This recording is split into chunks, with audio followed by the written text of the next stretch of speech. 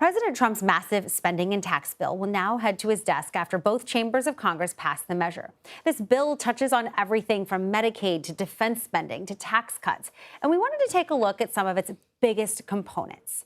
The largest component of the bill involves tax cuts. Specifically, it makes permanent those 2017 Trump tax cuts, which were set to expire at the end of this year, and adds more than $2,000 to the child tax credit. There are also special tax breaks that are only set to last during Trump's current term, including no taxes on tipped wages or overtime pay up to a certain cap.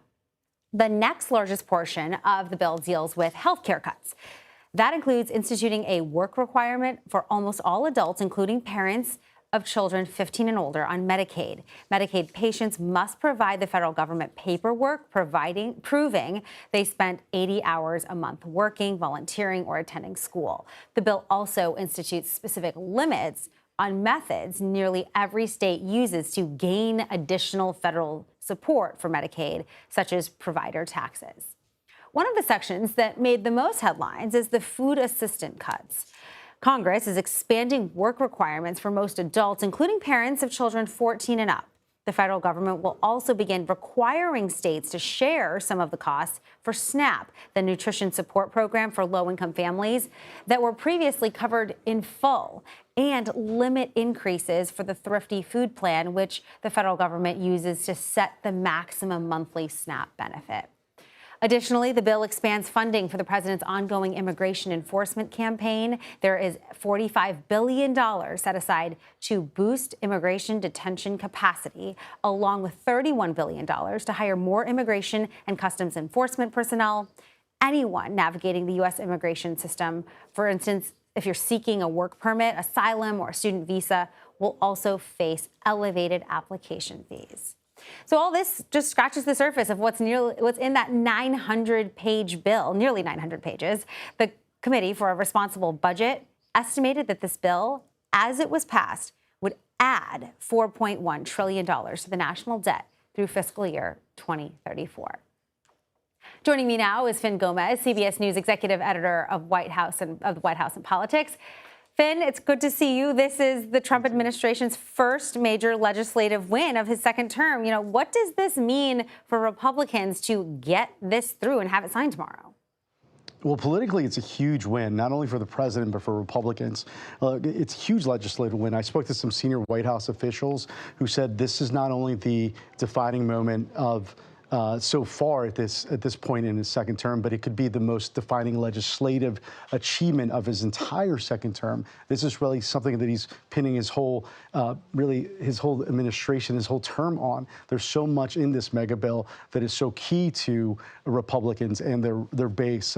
If you look at it, like a lot of the list that you mentioned, from the immigration enforcement funding to the economy, making those 2017 tax cuts permanent, and also like the new, the no taxes on tips. It's something he ran on in 2024. It was central to his 2024 campaign. His advisors believe this so-called big, beautiful bill will leave this indelible imprint throughout his administration and for years to come. But, if you look at how this got passed, at the heart of it, Joling, was that the president really showed his strength, really the political judo hold, if you will, that he has on the Republican Party.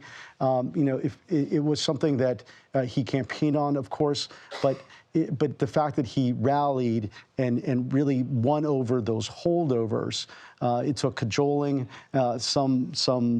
frankly, some bull rushing, if you will, to get this bill through, despite that early opposition from conservative deficit hawks in both the Senate and the House. He was asked by reporters a little while ago on how he got the holdouts to cave in.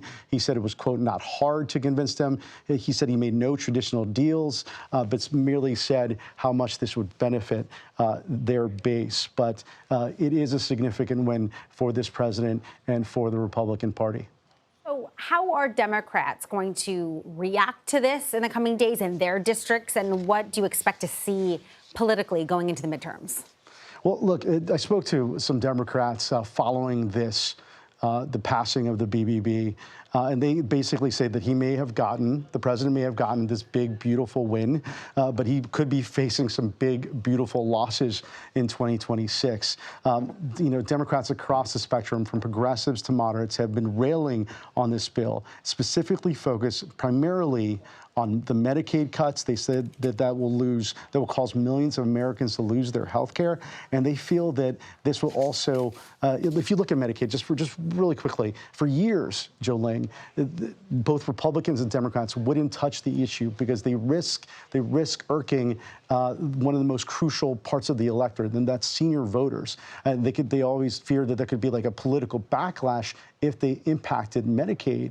And I think for some Democrats, those that I spoke to, they feel that could cause momentum, not only in this year's off-year elections. We have two big gubernatorial races in New Jersey and Virginia, but also looking ahead to the midterms.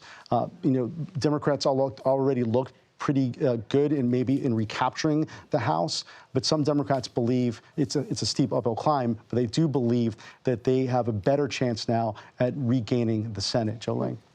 Fin Gómez, fascinating as always. Thank you so much for your coverage. Thank you.